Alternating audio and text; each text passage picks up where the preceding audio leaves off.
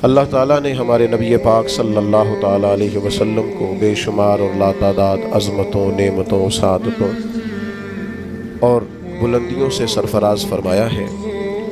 ان میں سے حضور علیہ السلام کی ایک عظمت اور ایک بلندی یہ ہے کہ وَإِنَّكَ لَعَلَىٰ خُلُقٍ عَظِيمٍ، فرمایا محبوب بے شک آپ عظیم اخلاق پر ہیں، آپ کے خلق، آپ کی خو بڑی عظیم ہے۔ اخلاق کا مطلب انسان کے جمیع اخلاقیات، اس کے رویے، اس کا لہجہ، اس کے معاملات، یہ سارے اخلاقیات میں شامل ہیں۔ دیانتداری بھی اخلاقیات ہے، سچ بولنا بھی اخلاق ہے، کنجوسی اور بخیلی سے بچنا بھی اخلاق ہے۔ انسان تمام رذائل سے اپنے آپ کو محفوظ رکھے، اچھی عادات، اچھا رویہ، اچھی سوچ، اچھا لب و لہجہ، لوگوں کے حق میں خیر خواہی کا جذبہ، دوسروں کے لیے اس کی طبیعت کے اندر اچھے جذبات، یہ سارا اخلاقیات کا معاملہ ہے۔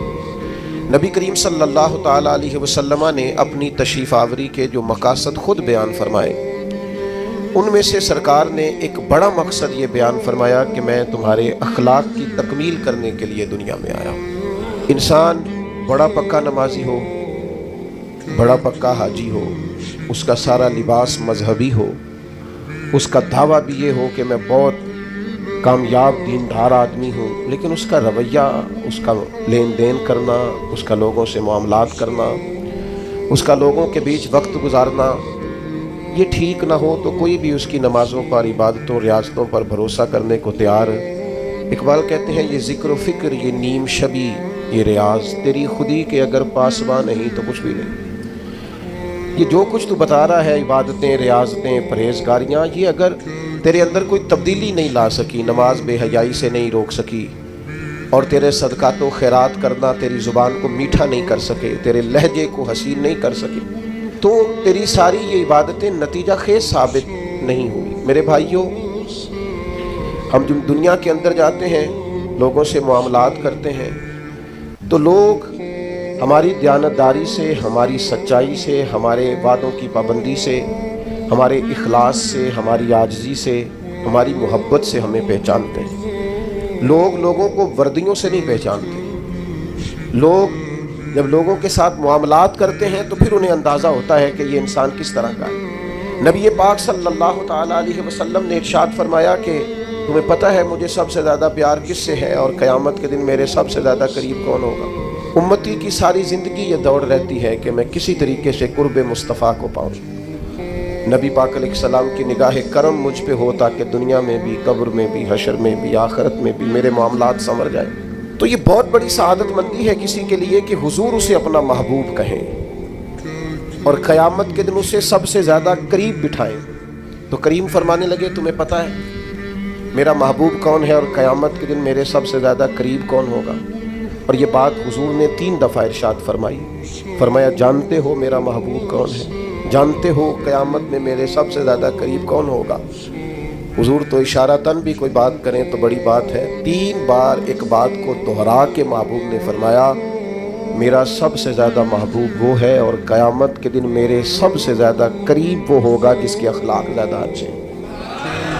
ساری محنت اپنے ظاہر پر نہ کریں، سارا وقت کپڑوں کو سجانے سنوارنے میں نہ گزار دیں، سارا ٹائم اپنی تصویروں کو درست کرنے میں ضائع نہ کر دیں۔ اپنے رویوں کو، اخلاقیات کو، اپنے معاملات کو، اپنے اٹھنے بیٹھنے کو، اپنی روزمرہ کی زندگی کو اچھے طریقے سے آراستہ کریں، مزین کریں۔ اور چند ایک چیزیں تو ایسی ہیں جن پر اور زیادہ توجہ کرنے کی ضرورت ہے۔ ان میں سے ایک اہم چیز جس کی طرف میں آپ کا اشارہ کرنے جا رہا ہوں، وہ اہم چیز یہ ہے کہ سب سے پہلے یہ دیکھیں کہ ہماری طبیعت کے اندر درگزر کتنا زیادہ ہے، معاف کرنے کا مزاج کس حد تک ہے۔ میں اکثر یہ دیکھتا ہوں کہ ہم چاہتے ہیں کہ لوگ صرف میرے معیار کے مطابق چلیں، میری طبیعت کے مطابق ڈھلیں، تو پھر تو میں ان کے ساتھ وقت گزارنے کو تیار ہوں۔ لیکن اگر ہمیں کبھی سامنے والے کی طرف سے مخالف رائے کا سامنا کرنا پڑتا ہے، اور کبھی وہ کچھ اپنی بھی رائے رکھتا ہے اور کچھ اپنی بھی مجبوریوں کا اظہار کرتا ہے، تو ہم درگزر کرنے کو تیار نہیں ہو۔ یاد رکھیے گا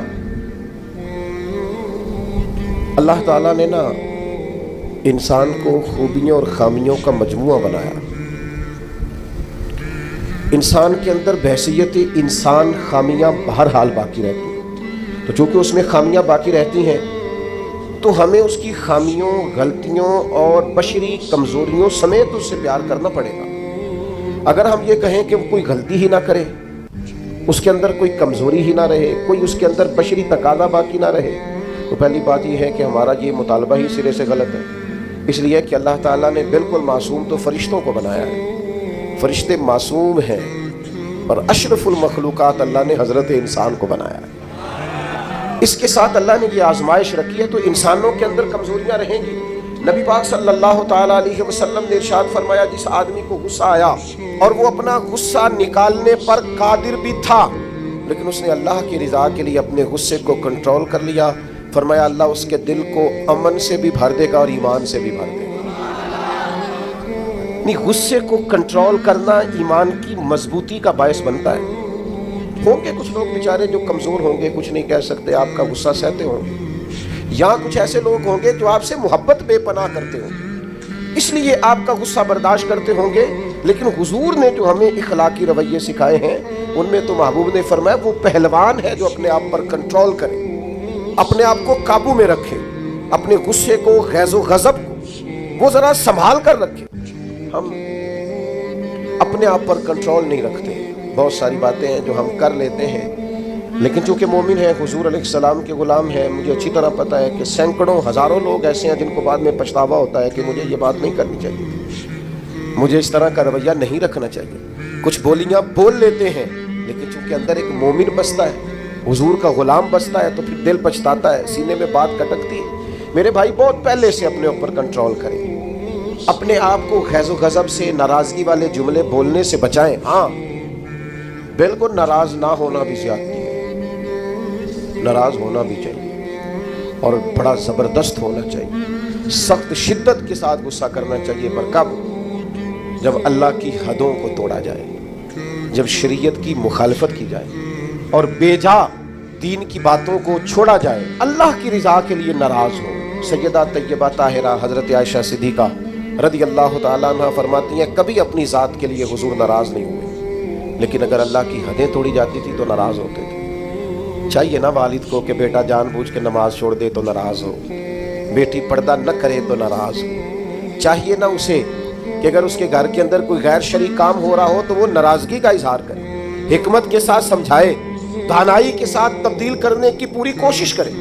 آپ کا دل اس وقت پوری طور پر ناراض ہو جب آپ شریعت کی مخالفت ہوتے ہوئے دیکھیں۔ 10,000 گم ہونے پر تو جس کا دل پریشان ہوتا ہے، لیکن نماز ظہر قضا ہونے پر جسے کوئی اثر نہیں ہوتا، جو چند منٹ، آدھا گھنٹہ، پونا گھنٹہ نوکری سے لیٹ ہو تو احساس پیدا ہوتا ہے، لیکن کئی دن بیت گئے، فجر نہیں پڑی، کتنے دن گزر گئے، سویرے اللہ کی بارگاہ میں نہیں اٹھا، توجہ نہیں ہوتی۔ 2 حدیثیں اکٹھی عرض کرنے لگا ہوں، آپ نے ان دونوں روایات پر غور کرنا ہے۔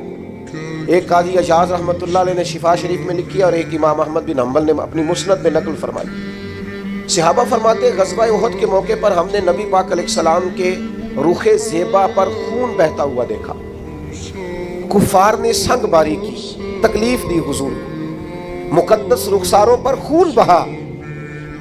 ہم نے عرض کی یا رسول اللہ دعا کرے نا یہ برباد ہو جائے۔ نبی پاک علیہ السلام نے فرمایا مجھے لان تان کرنے والا نہیں بنا کے بھیجا گیا، مجھے رحمت بنا کے بھیجا گیا۔ اور نبی کریم نے دعا فرمائی یا اللہ انہیں ہدایت عطا فرما۔ اس موقع پر جب حضور کو ذاتی طور پر تکلیف دی گئی ہے، مقدس چہرہ نور پر خون بہ رہا ہے اور صحابہ کے کلیجے پھٹ رہے ہیں، اور احد کے میدان میں حضور کا وہ رنگین چہرہ خون سے بھرا ہوا دیکھ کر طبیعتیں مچل رہی، تڑپ کے عرض کی حضور کریں دعا یہ تباہ ہو جائیں۔ فرمایا نہ بھائی، وہ لان تان کرنے والا نہیں، مجھے تو رحمت بنا کے بھیجا گیا۔ لیکن میرے عزیزو، غزوہ خندق کے موقع پر جب دشمنوں سے دفاع کرتے وقت نماز عصر مسلمانوں کی قضا ہوئی تو حضور نے ہاتھ اٹھا کے عرض کیا، کہا اے اللہ ان کے پیٹ آگ سے بھر دے جنہوں نے ہماری نماز عصر لیٹ کی، ہماری نماز لیٹ کر دی، صلاۃ وسطیٰ لیٹ کر دی۔ ہمیں تیرے حضور جھکنا تھا، ہمیں وہ نماز پڑھنی تھی جو بڑی قیمتی ہے، نماز عصر، انہوں نے ہماری نماز لیٹ کر دی، ان کے پیٹ آگ سے بھر دے۔ حضور का सारा चेहरा लहू से भरा है, पर ज़ात के लिए दुआ नहीं की कि ये तबाह हो जाए, पर एक नमाज लेट हो गई। सहाबा की असर कज़ा हुई तो करीम ने हाथ उठा के कहा, या अल्लाह भर इनके पेट आग से। ओ संगियो, आओ यारो, अपना इखलाक तो देखें। मेरी भी फजर कज़ा है, मेरे पुत्र की भी कज़ा है, मेरी जवान बेटी भी जम के सो रही, कभी माथे पर शिकन तक नहीं आई, लेकिन मेरी रोटी लेट हो जाती है तो मैं सारा घर सर पे उठा लेता हूँ, जमीन आसमान एक कर देता हूँ।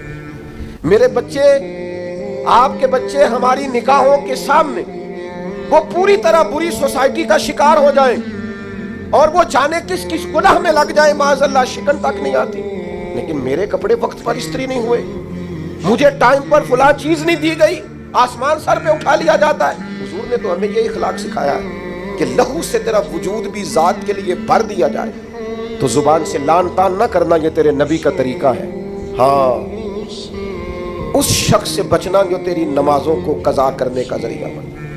ऐसे लोगों के बारे में तेरा रवैया सख्त होना चाहिए, जहां तेरी इबादत, तेरी अल्लाह की बंदगी दांव पे लगती तुझे नजर आए। खुदा रहा, दीन का मिजाज तो समझे, हम किस तरफ चले। और फिर यहां मैं बड़ी जिम्मेदारी से ये बात भी अर्ज कर दूं, हुजूर राजी नहीं है उस बंदे से जो मिलाद की झंडियां लगाए और नमाज छोड़ दे, जो जलसा वक्त पे कराए, महफिल के लिए सुबह शाम एक कर दे और नमाज के मामले में सुस्ती करे।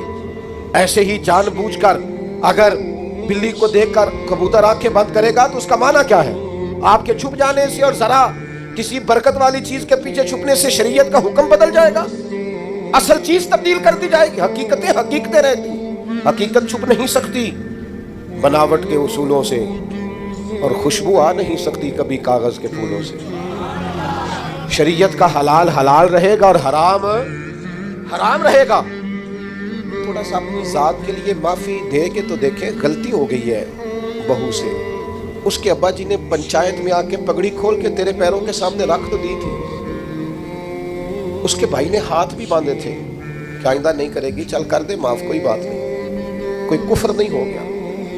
हो गई है ना गलती तेरे मुलाजिम से, बेचारा गरीब है, वो कहीं और जाके इस उम्र में बुढ़ापे में कहाँ नौकरियां ढूंढता फिरे। हो गई है गलती, माफ कर दे, दरगुजर कर दे। चल तेरा पड़ोसी गरीब आदमी भूल गया था, थोड़ा सा कर दे दरगुजर।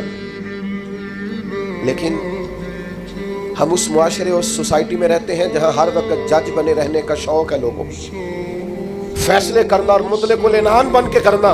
और बस जी बस, मैंने कह दिया है, अब दोबारा से मैं किसी की बात नहीं सुनता। आप मुझसे नाराज ना हो जाए तो यहाँ तो मस्जिद की कमेटी का सदर किसी से कंट्रोल नहीं होता, सारा कुछ बिगड़ता है तो बिगड़ जाए, इल्ला माशाअल्लाह। लेकिन हमारा मिजाज है, माँ बदौलत ने जो कह दिया वो होके रहेगा। पत्थर बरसाने वाले, तकलीफें देने वाले, अज़ियतें देने वाले हुजूर के सामने गर्दनें झुकाए खड़े थे। बताओ भाई तुम्हारे साथ क्या सलूक करूं, फतेह मक्का के दिन ऐलान हो रहा है। उन्होंने पता क्या कहा? उन्होंने मेरे महबूब के अजमतों वाले बाप का जिक्र छेड़ दिया। कहने लगे आप भी बड़े ही करीम हैं, और आपके वालिद अब्दुल्ला भी बड़े ही करीम थे, बड़े करीम बाप के बेटे हैं आप, वो बड़े करीम थे।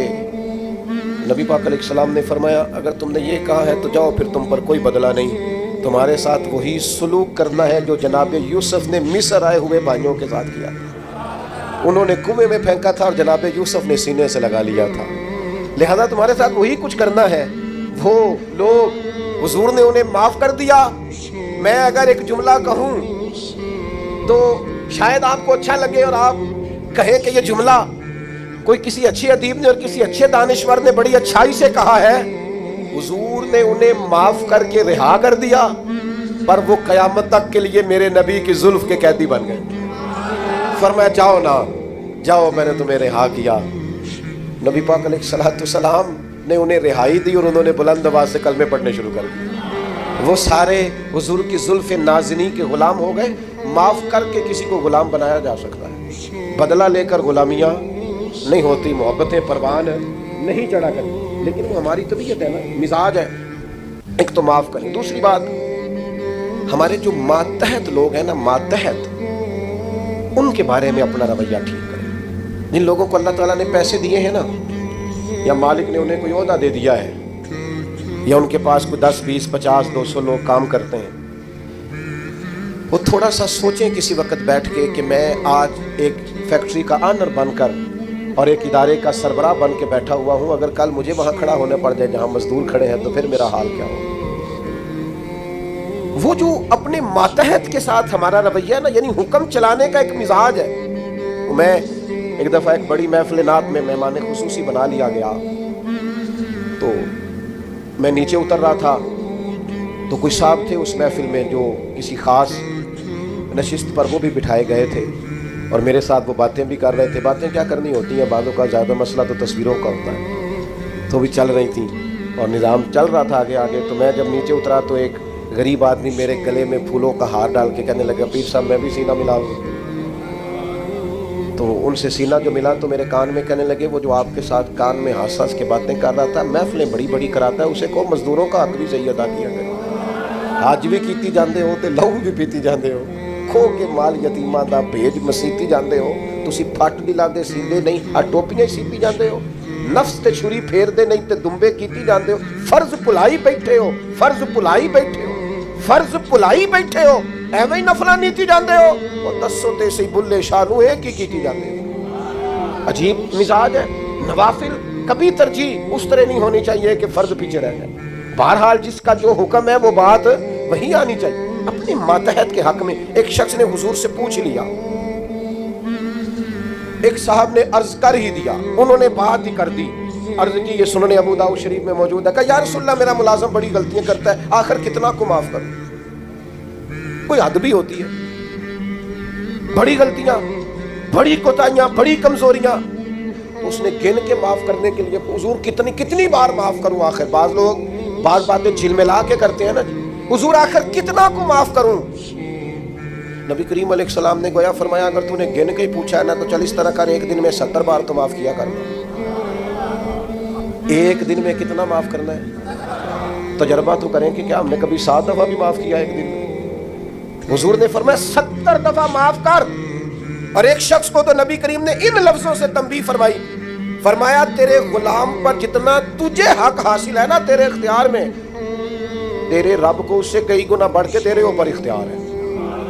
या रसूलल्लाह इनका करें क्या। तो नबी पाक ने फरमाया अपने गुलामों को इस तरह रखना, ये जो बड़ी बात करते हैं ना इंसानी हुकूक की, वो मुलाजम को सूट दे रहे हैं, कहे नवा ही है, मैं एक कद्दी वारी पाया है नवा ही लिहाजा, तो भैया आपको बगैर जो नहीं पहना था वो देना चाहिए था ना, मुलाजम को नया खरीद के देते ना आप। यहाँ तो लोग ज़कात बांटते हैं अपने मुलाजमों पे, तो सियासी ज़कात बांटते हैं। हाँ, उसको पैसे जो जो वक्त ब वक्त काम आ जाएगा, थोड़ी थोड़ी करके वहाँ वहाँ बांटो, जब टाइम मिलेगा तो बुला लेंगे।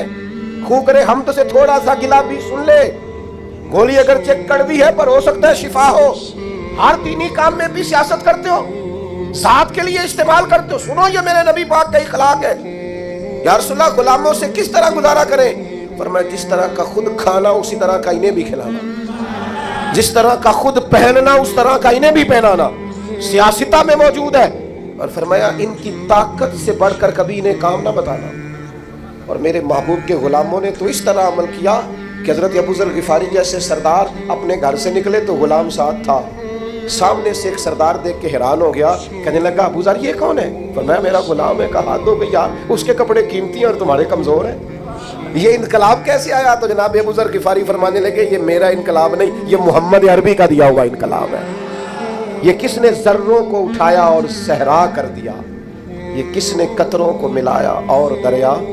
गालिबन एक गैर मुस्लिम के शेर है ये, कहता है ये किसने कतरों को मिलाया और दरिया कर दिया, किसने जर्रों को उठाया और सहरा कर दिया, ये किसकी हिकमत ने यतीमों को किया दुर्र यतीम और गुलामों को दुनिया भर का मौला कर दिया।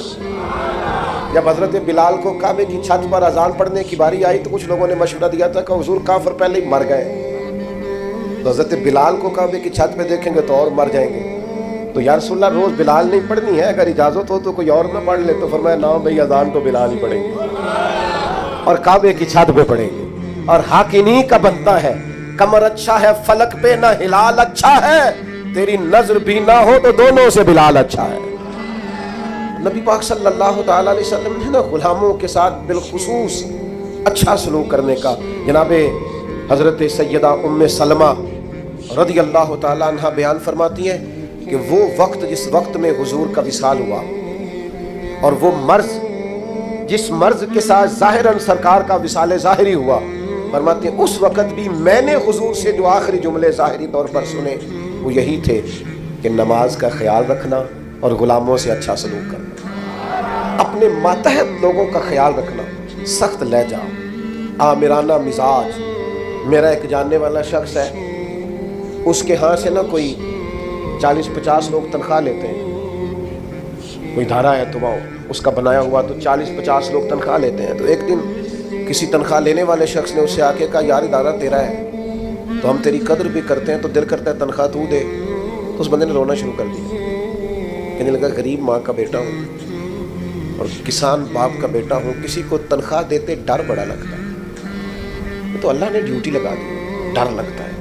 अगरचे मेरे साइनों से जाती है, मेरी इत्तला से जाती है, पर मुझे डर आता है, मुझे खौफ आता है। मैं और किसी को तनख्वाह दूँ, मैं और मैं ना ना ना तौबा, मुझे खौफ आता है। ये बाहर बाहर ही कोई और ही करे, मेरे वाला काम। अपने अंदर एहसास पैदा करो, यार 4 लोग हमारे मातहत होते हैं, आप यकीन करें खून खुश किया होता है बाज़ लोगों ने अपने मुलाजिम। एक छोटी सी बात और अर्ज़ करूँ, औरत बेचारी की अक्ल नाकिस होती है, औरतों से अच्छा सलूक, अपनी घरवाली के बारे में रवैया नरम, मुकाबले की फिजा ना पैदा करें अपने घर में। नबी पाक अलैहिस्सलाम ने नाज बरदारी फरमाई है अज़वाज मुतहरात, हुजूर का सलूक करीमाना रहा है, महबूब की शफकत रही है, सख्त तरीन लहजा और रौनक वाला मिजाज अपनी घरवाली के हक में, ये भी अंदाज नबी पाक अलैहिस्सलाम का दिया हुआ नहीं है। हुजूर ने फरमाया तुम में से सबसे बेहतर वो है जो अपने घर वालों के लिए बेहतर है, और फरमाया मैं तुम सबसे बढ़कर अपने घर वालों के लिए बेहतर। दोस्तों के साथ खुश गपियाँ और देर देर तक खुशगवार मूड, और घर जाते ही लहजा तुर्श, और जनाब आप पापा मैं थका हुआ आया हूँ, मेरे पास टाइम नहीं है ज़्यादा बातें सुनने का। ये हुजूर का दिया हुआ इखलाक नहीं है, वो तो लिबास है मर्द औरत का और औरत मर्द का। एक तीसरी बात अपने जहन में और ज़रूर आज हमने बिठा के जानी है, वो ये है कि नबी पाक सल्लल्लाहु ताला अलैहि वसल्लम का ना मिजाज मुरब्बत वाला, मदारात वाला। आज कुछ लोगों को शौक हो गया है, वो कहते हैं जी मैं जी बात सच्ची करता हूँ जी, मैं बंदा ज़रा खरा हूँ जी, लिहाजा लोगों को पसंद नहीं। ये आपकी ज़ाती की हुई तशरीह है। खरा बंदा लोगों को बड़ा पसंद होता है, आप खरे होंगे पर आपका रवैया करे लोगों वाला। कुछ लोग कहते हैं जी मैं जी बात सच्ची करता हूँ लिहाजा कड़वा हूँ। ओ भाई, कायनात में सबसे ज्यादा सच्चे मदीने वाले महबूब हैं, लेकिन हुजूर का लहजा तो शहद से भी ज्यादा मीठा है। ये क्या बात हुई? ये आप झूठ बोल रहे हैं कि मैं सच्चा हूं तो कड़वा हूं। सच्चाई तो मीठी होती है, सच्चाई तो हसीन होती। आपका अंदाज कड़वा कुछ ऐसा है। वो मैं जी सच बोल, आप असल में सच बोलते हैं दूसरों के बारे में, 2-4 सच अपने बारे में भी बोले और बोलकर कहें कि ये मेरे अंदर कमियां हैं, बोले सच। दूसरों की गलतियों का तो शक होता है ना, अपना तो बंदे को पक होता है ना, ये मेरे अंदर है। अपनी छुपाए फिरते हो, अपनियों पे पर्दे डाले हुए हो, अपने ऊपर मुलम्मर मेकअप किए हुए। 2-4 सच अपने बारे में बोलो ना, पता चले। तुमने तो जब भी सच बोला दूसरे के बारे में बोला है। तो ये मुरव्वत मदारात, नबी पाक के गुलाम बेदाम थे सहाबा। हुजूर कभी किसी का नाम ले लेते तो वो समझते कि हमारी तो मिराज हो गई है, और हुजूर किसी को नाम लेके भी डांट देते तो वो सादत समझते, कुर्बान होते। लेकिन ये मेरे नबी पाक की मुरव्वत का अंदाज है, ये हुजूर की मदारात। कुछ लोग कहते हैं जनाब वो आपके ढीले ढाले होने से हालात खराब हुए। और भाई क्या करे, लहजा मुरव्वत वाला है, क्या करे अंदाज प्यार वाला है, क्या करे कोशिश करते हैं, हिम्मत पकड़ते हैं, दिल करता है कई दफा 4 सख्तियां मैंने भी करनी है, पर वो क्या करें, किसी फकीर के यहाँ बैठने वाले हैं, उन्होंने अंदर से वो सारा अंदाज ही सारा निकाल दिया है। नबी करीम सल्लल्लाहु अलैहि वसल्लम किसी सहाबी का नाम लेकर भी अगर कभी उसको समझा देते तो वो अपनी सादत समझता, लेकिन हुजूर की बारगाह में अगर किसी की शिकायत आती थी ना, तो नबी पाक कभी भी उसका नाम लेकर बात नहीं करते थे, मजमूई बात कर देते। फरमाते लोगों को क्या हो गया, अब उन्होंने इस तरह करना शुरू कर दिया। वो मजमूई बात होती थी तो जिसकी होती थी वो खुद ब खुद समझ जाता था। हुजूर ने एक मकाम पे फरमाया कमज़ोर ख्यालात वाले ना बन जाना, कहना कि लोग अगर मेरे साथ अच्छा करेंगे तो मैं भी अच्छा करूंगा, अगर लोग बुरा करेंगे तो मैं भी बुरा करूंगा। इस तरह का रवैया ना करना, बल्कि आला इखलाक, आपकी तबीयत में मुरव्वत हो। एक सहाबी हाजिर हुए انہوں نے بڑی انوکھی بات کی، اور یہ جو بات انہوں نے کی ہے نا، یہ میرا اور آپ کا بہت سارے لوگوں کا مسئلہ ہے۔ اس طرح کی باتیں ڈھیر سارے لوگ آ کے کرتے ہیں۔ انہوں نے آ کے عرض کی، یا رسول اللہ صلی اللہ تعالیٰ علیہ وسلم، میرے چچا زاد بھائی ہیں، میں ہمیشہ ان کے ساتھ حسن سلوک کرتا ہوں، انہوں نے کبھی بھی میرے ساتھ نہیں کیا۔ مجھے جب بھی ان کی ضرورت پڑی ہے انہوں نے انکار کیا ہے، اور انہیں جب بھی ضرورت پڑی ہے میں حاضر ہوا ہوں۔ یا رسول اللہ، اب تو میں اتنا پریشان ہوا ہوں کہ میں نے قسم اٹھا لیا کہ اب میں بھی ان کے کسی کام نہیں آؤں گا، طے کر لیا ہے۔ تو حضور حکم کیا ہے؟ میں قسم اٹھا آیا ہوں کہ بس ختم۔ نبی پاک علیہ السلام نے فرمایا، میں تمہیں حکم دیتا ہوں کہ قسم کا کفارہ دے لے اور ان کے ساتھ اس نے سلوک ہی کر۔ تو اپنا رویہ ان کے بارے میں وہ نہیں کر سکتا جو ان کا رویہ، تو نے اس نے سلوک کے۔ اور یار یہ کوئی کمال ہے کہ اچھے کے ساتھ اچھا ہوں اور برے کے ساتھ برا ہوں۔ اچھا ایک اور بات آج کل نوجوان بڑی کر، وہ جی مجھ سے غلط بات برداشت نہیں ہوتی۔ صحیح بات کو بھی برداشت کرنا پڑتا ہے، برداشت کی غلط بات کرنی ہوتی ہے، غلط رویہ ہی تو برداشت کرنا ہوتا ہے، صحیح کو تو برداشت کرنا ہی نہیں پڑتا۔ اگر آپ سے غلط لہجے برداشت نہیں ہوتے، بے مروت لوگ برداشت نہیں ہوتے، تو آپ سے برداشت کیا ہوتا ہے؟ نبی کریم علیہ الصلوۃ والسلام کے صحابی نے ہم سب کا اتنا بڑا مسئلہ حل کیا، یا رسول اللہ قسم اٹھا لی ہے اب میں بھی وہی کروں گا جو وہ کرتے ہیں۔ تو حضور نے گویا سبق دیا، میرے غلاموں کی یہ شان نہیں۔ حضور علیہ الصلوۃ والسلام ارشاد فرمانے لگے، سن بھائی، تو قسم کا کفارہ دے، لیکن تو نے اس نے سلوک ہی کرنا ہے، تو نے اپنا رویہ ان کے ساتھ کبھی بھی غلط نہیں کرنا، تو نے اپنا رویہ ہمیشہ ان کے ساتھ۔ ایک اور بندے نے آ کے عرض کی تھی، یا رسول اللہ صلی اللہ علیہ وسلم، میرے رشتہ داروں کا سلوک میرے ساتھ بڑا ہی جاہلانہ ہے، میرا رویہ ان کے ساتھ اچھا ہے۔ ویسے میں اور آپ تھوڑا تجربہ کر لیں، وہ صحابی تو سچ بول رہے تھے بالکل۔ ہمارے ہاں ڈھیر سارے لوگ اس معاملے میں سچے بھی نہیں ہوتے، وہ کہہ رہے ہوتے ہیں میں رشتہ داروں سے بڑا اچھا ہوں، پر یہ تو دوسرے سے پوچھیں گے تو پتہ چلے گا، یہ تو سامنے والا اپنا رویہ بتائے گا تو پھر سمجھ آئے گی، ورنہ تو پنچایت میں ہر بندہ یہی کہہ رہا ہوتا ہے کہ سب سے زیادہ نیک میں ہی ہوں، آپ جس کی بات سنیں وہ فل سچا ہوتا ہے۔ یہ تو دوسرا بھی اپنی بولی بولے گا تو پھر بات سمجھ میں آئے گی۔ لیکن صحابی نے عرض کیا، یا رسول اللہ صلی اللہ تعالیٰ علیہ وسلم، میں نیکی کرتا ہوں، وہ جہالت کرتے ہیں، بدتمیزی کرتے ہیں، زیادتی کرتے ہیں۔ یا رسول اللہ، میں پیار کرتا ہوں، ان کی طرف سے ہمیشہ جفا ہوتی ہے۔ تو یہ مروت سکھائی ہے حضور کے اخلاق نے۔ میرے کریم محبوب فرمانے لگے، اگر واقعی ایسا ہے جیسا تو کہہ رہا ہے کہ وہ زیادتی کرتے ہیں تو نیکی کرتا ہے، تو کریم فرمانے لگے پھر تو انہیں راکھ چٹا رہا ہے۔ اور حضور فرمانے لگے، جب تک تو ایسا کرتا رہے گا رب تیری مدد فرماتا رہے گا، اللہ تیرے لیے مددگار پیدا کرے گا۔ اپنی مروت کو کبھی نہ کچلیں، سامنے والا کرے گا رویہ جس طرح کا بھی اس نے کرنا ہے، جو بھی اس کی طبیعت ہے وہ کرے گا، اور کرتے رہتے ہیں لوگ، لوگوں کی طبیعت ہوتی ہے وہ اپنے حساب سے چلتے ہیں، لیکن ہمیں اپنے رویوں کو کبھی بھی کمزور نہیں کرنا، کسی مقام پر بھی کوئی ایسا کام نہیں کرنا جس سے چھلکے کہ ہم نے مروت چھوڑ دی ہے۔ اور چوتھی اور آخری بات، اس کے بعد ہم نے اختتام کی طرف بڑھنا ہے، وہ یہ ہے کہ نبی پاک علیہ السلام نے ہمیں ایک بہت بڑا اخلاق یہ سکھایا ہے کہ نیکی ہمیشہ یک طرفہ کرتی ہے۔ نیکیوں کو تجارت نہیں بنانا، دوسرا بھی کرے گا تو پھر میں بھی کروں گا۔ یہ ہمارے ہاں نا ایک رواج ہے کہ وہ میری طرف آیا تحفے بڑھا کے تو پھر میں بھی اس کی طرف تحفے بڑھا کے جاؤں۔ نیکی ہمیشہ یک طرفہ ہوتی ہے، اس لیے کہ اجر اللہ سے لینا ہے، بندوں سے نہیں لینا۔ نبی پاک علیہ السلام کا اخلاق یہ ہے کہ محبوب ہمیشہ یک طرفہ خیر خائی کرتے ہیں، کبھی مطالبہ نہیں کرتے تھے سامنے والے سے کہ وہ بھی خیر خائی ہی کرے۔ آپ دیکھیے طائف والوں نے کیا کیا، مکے والوں نے کیا کیا، دیگر بہت سارے قبائل تھے، ان کا رویہ حضور کے بارے میں کیا تھا، لیکن نبی پاک کا رویہ ان کے بارے میں یہ تھا کہ اگر مکے میں قحط پڑ گیا تو حضور نے غلہ بھجوایا، اگر وہاں حالات خراب ہوئے تو نبی پاک نے ان کے لیے دعائیں فرمائی کہ یا اللہ باران رحمت فرما۔